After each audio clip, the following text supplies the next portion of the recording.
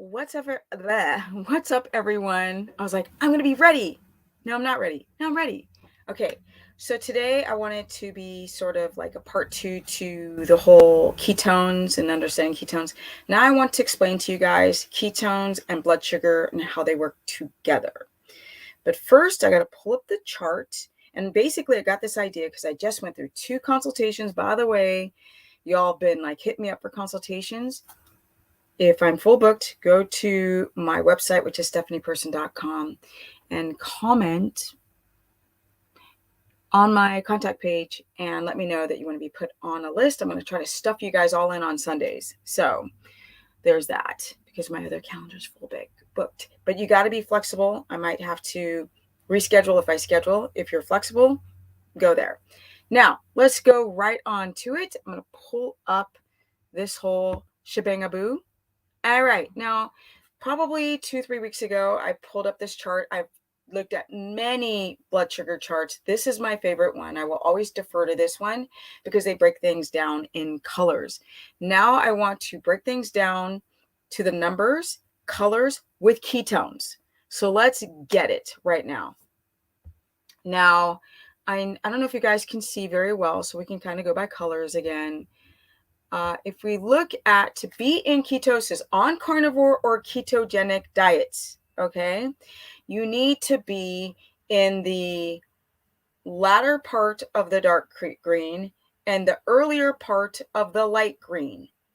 Every other color is irrelevant on this whole color chart. So in milligrams per deciliter, so Americans use mgdl. That means milligrams per deciliter. That's between 1 and 400. 1, you're probably not going to be alive, and 400, you're going to be on your way to be not alive if it stayed at that high number. In millimoles, you can sort of separate that between your A1C and your fasted blood sugar.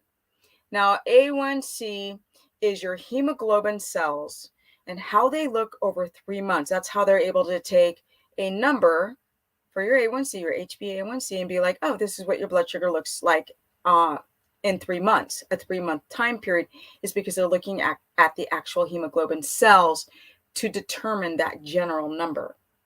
Now, I'm not talking about the H1C or HbA1c. I've done a video on that. I can do it again. But you really want to be with your milligrams per deciliter and your millimoles. Millimoles, you want to be in between a 4.2 and a 4.6. That's the sweet spot for being in ketosis. Also with the green, 69. I know my horse is hearing me, so he's coming to the door. Not 69, sorry. It's 70, more like 75, like 4.3, 76 to an 83. That's milligrams per deciliter. And millimoles, it's a 4.2 to a 4.6. For those who use different glucometers, this is where you prick your finger. I'm not talking about the stupid, useless urine strips, my people. Now, let's talk about how this number works together with your ketone numbers. Okay. To be in ketosis, this is what it's going to look like. You can have a blood sugar of, let's say, 79, which you can see is a 4.4 in millimoles. And my ketones would be probably around a 1.8 to a 2.0. And when you have energy on top of that, you are amazing, fabulous, right? So for those who just caught this video, I did a analyzing the numbers of ketones in another video, and I need to set up my playlist so you guys can find these numbers very easily. Now, for those who have a blood sugar of 86, 90, 93, 97, which is what you see on this chart. If I try to blow it up even more, no, it's not doing it. Okay, fine. Okay, here we go. We're talking the greens now. We're not talking any other color. We're not doing the avocado green, not now. So when you're looking at the dark green, this is for millimoles and milligrams per deciliter. It's the latter part of the dark green and the earlier part of the light green. That's where we want to sit with our glucose. The ketones must be between a 1.8 and a 3.0. A sweet spot for glucose and ketones is a 75 to a 79. And the ketones would be a 1.8 to 2.2. That's a really beautiful range. Now, if you have energy on top of that and you sleep well, you're probably in ketosis, even though you're estrogen dominant, even though your thyroid's jacked. But if the thyroid heals and you can poop and your biliary duct system is working funky fabulous, then you're going to see even better consistent daily numbers, not just to hit it here and there, but daily numbers with energy. Now, for those who have blood sugar that is in the 90s when they wake up in the morning, that is okay if your blood sugar is consistently good throughout the day of being between blood sugar. Like I said, the latter part of the green and the lighter part of the green, that is a 75 to an 83. In millimoles, it's 4.2 to 4.6.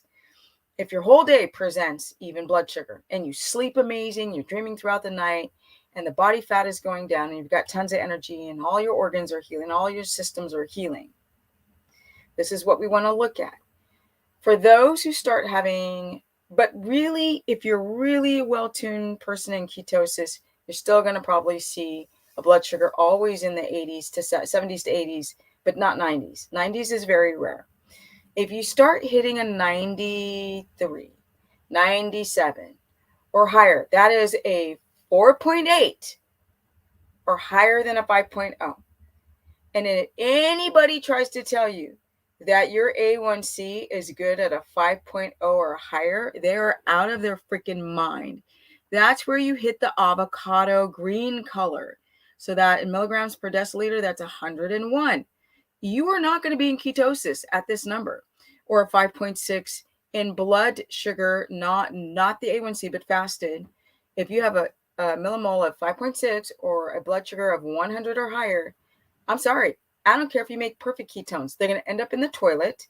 You're going to see them in the blood. They're not going to enter the cell, and you're not going to reap the benefits of ketosis, and you're going to feel like dog poo-poo and dog poo-poo.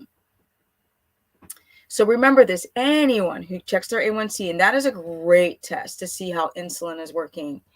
A1Cs always, for a healthy person, should be around 4.3, right? This is healthy. This is different than fasted millimoles. We're talking A1C, HbA1c, 4.3 to a 4.8. That's your HbA1c for everybody. Now let's talk about low carb, high fat. If you're doing a low carb, high fat diet, your ketones are going to probably not be very good. That's okay. And your blood sugar, it is okay to have blood sugar between a 79 and a 93, maybe 97. That is absolutely funky fabulous. Funky fabulous if you're doing carbs still. If you guys, let me flip back so I can see myself. If you guys are deciding to do a low carb, high fat, you would do things like parsnip or sweet potato. Sweet potato is not my favorite because it's still considered a nightshade. It still has a little oxalates in it, but whatever. If you have it here and there, it's fine, my people. Rice is great. Bleached rice. Bleached rice is great if you don't react to it because the arsenic has been bleached out and the phytic acid has been bleached out, which messes people up because it's a baby plant. Yes, this stuff is so important to understand that your blood sugar must be stable. If you want to test your blood sugar, you can test once a week, 2 hours after meals, once a week, all freaking day long, my people. Otherwise, the fasted number is the objective number, right? Because you haven't done anything all night. It's the same thing. Ketones are only tested in the morning, and glucose can be tested all day long, but the best number to test is your fasted number. Let's say you're lying down like this, right? And you go, wake, and then you grab for your glucometer, you put your finger to the side, and then you prick your finger on the side, not the front, because you'd be touching stuff. And we don't want a bacterial infection. So people don't, because I got to pull my glucometer. I don't even use it anymore, but it comes with a pen. You put a lancet needle in it on the end. It goes chick, chick, and then you go bink, or it's actually push it on the side and it goes bink into the side of your finger. That is how you test your blood sugar. Now let me see if I can find my glucometer for a second. I'm just going to do a quick check. Let me check. And now I got to keep these videos real short now.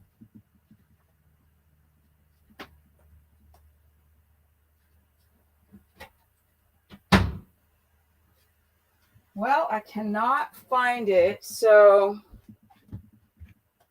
we're going to just have to go by memory. All right, guys. That's what I wanted to do. Shorter videos, just explaining to you how these numbers work, right? Like there's a chart right there. There it is, right there. And when I'm talking about the darker green, it's the latter part in the middle, where you see 4.4. And these are 4 numbers for adapting, and also the lower part for people. This is for A1C for people who are trying to adapt. It takes a lot to adapt. It takes 3, 6 months to a year. It all depends. People are like, how long, especially carnivore people. Well, now that I'm doing high fat, how long does it take for me to adapt? And I'm like, it could take, it's not going to happen in days. It's very rare, but your body has to learn how to convert the fat into ketone bodies to be used through the Krebs cycle. And if your body's primed and conditioned to use glucose, and in my consultation right before I'm doing this video, I was trying to explain to the woman, if you fast, okay, the body is not going to burn fat. Fat cells become very lazy. They're primed and conditioned to store glucose as triglycerides in the cells. And then the cells start producing estrogen. And then estrogen signals those cells to start storing more. But then your storage runs out, so you make more fat cells. And it's just this nasty train track, looping cycle of getting fatter and fatter. And then the thyroid's jacked up. And no matter how little you eat, you still cannot lose that fat. Men, the fat on the flanks, girls, the thighs. And so you really have to consider, like, to get into ketosis, you have to, if you are doing a carnivore diet, don't fast. Don't eat a bunch of protein. Protein is the worst source of energy. You have to get your energy. A good source of energy is going to be from protein, Freudian slip, from fat or from carbs, right? That's why I coach all 3 diets now, even though I do keto omnivore. Because I haven't done carbs for a bazillion years. I'm doing great on eating a ketogenic diet. For me, my client's like, well, what do you do? What's a snack look like? And I was like, I'm going to go ride my horse. But before I go ride my horse, I'm going to have some pork belly. Okay? All animals have parasites. Humans have parasites. That's the reason why we have to use the anti-parasitical medication on chickens and horses and people. Sometimes herbs that kill the parasites. I learned that being a city girl who moved to a cattle ranch and moved to places that had chickens and horses and cows and 1 donkey. But pork, got this from my local butcher. And some of it's just pure fat. I just stick it in my air fryer, make it all crispy and delicious. Stop being afraid of eating pork, people. I just, so many times I'm like, they're like, oh, but the parasites. I'm like, they're not going to give you parasite latent meat. Maybe they will these days. We don't know what they're trying to do to our food source, but when you're all of these places, I've learned a lot, right? If you're living in a cold climate, there ain't no animal that's completely 100% grass fed, because there's no grass. You guys will see the seasons change here. I'm going to actually put weather resistant grass here. So there's going to be some grass growing. But the point is that My horses get fed grain or as well. They do. There's just certain minerals that are missing from the soil, and they're going to get it from some of the grain that I give them. And that's what I learned by having horses. They're not 100% grass fed. Neither are friggin' cows. I've seen it on every cattle ranch that I stayed on, which is 2.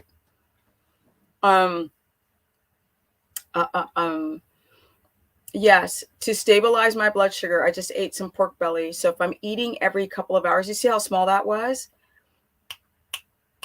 That means my body's not going to go into gluconeogenesis because our hypothalamus, pituitary, adrenal system will recognize that I just ate something. So my body's going to stop doing this and eating itself, which destroys your metabolism, which makes you estrogen dominant, right? Because you're cortisol driven to break down amino acids to feed the fledgling brain that's not adapted. Stop eating high protein. Try the goal, you carnivore people, is to get into ketosis.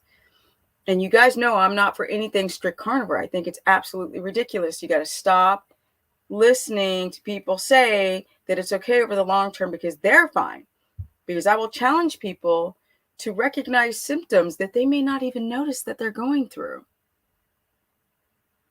Absolutely. I remember I did a talk with which I love, Rob Wolf, my heroes, and Nora Gagaudas. And Rob Wolf was saying that women who are athletes need more protein for protein synthesis. And I said, really? I don't think so. I think I'm doing pretty good eating moderate to low protein and being in ketosis and eating high fat, because that protein that I cannot use, it's going to be converted back into glucose, spike my blood sugar. And as you see on that chart, if I go back to this, you see my blood sugar can start spiking up to that avocado green if I eat too much protein. And it's like all these people say that it's fine. Well, go have them take a glucometer and look at their blood, my people. That's how you know if people are not doing well, is by looking at a glucometer to test their blood sugar. If your blood sugar is too high, that ketone becomes null and void. It doesn't matter that your blood ketone says that you're 2.5. You're not going to use them with a blood sugar that gets too high, over 83. You might use a little bit of ketones, but you're not going to feel the full benefit of being fully adapted if you're just eating too much protein, or eating too many carbohydrates, or eating those junky keto snacks, or eating monk fruit, or the xylitol, maltitol. All this stuff is still sugar, and it's just awful for your digestive tract. Monk fruit is horrible on your liver. So be careful, my people. All right. Energy. I'm Stephanie Person. This is my channel. Don't forget to comment below. Let me know more subjects that you want me to talk about. I got a ton of ideas, but I'd love to hear what you guys want to know. Like, should I do another histamine video where people are like, well, what's histamine? And I'm like, everything. It's like anything from feeling tired to freaking joint pain to itchiness to heart palpitations to bloated and gassy and all kind of stuff. And I can do a full video about histamine intolerance if you guys want me to, and how histamine can block your keto adaptation and make your blood sugar spike to the avocado green to the reds. And that's what we don't want. All right, get into it.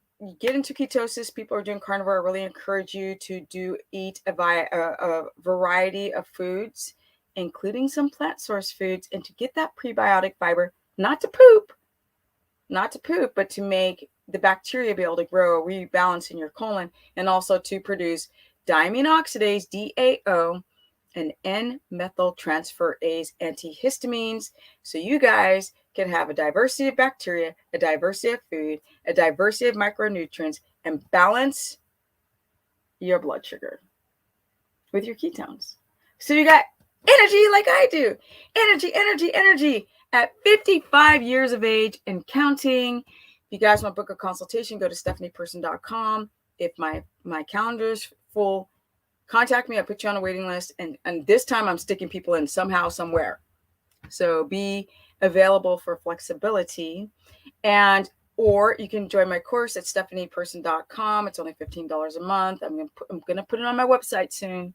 So get ready. It's on Facebook now. I know it's a private group. I know we're getting off Facebook soon, but it's still there and it's amazing. You can go to my Instagram, which is Stephanie Ketogenic, where I post every single day. So I need to get my butt outside so I can do that. I need to go ride my horse. Energy! And I'm out. Peace. Peace, guys. And thank you for all the love. And I'm out.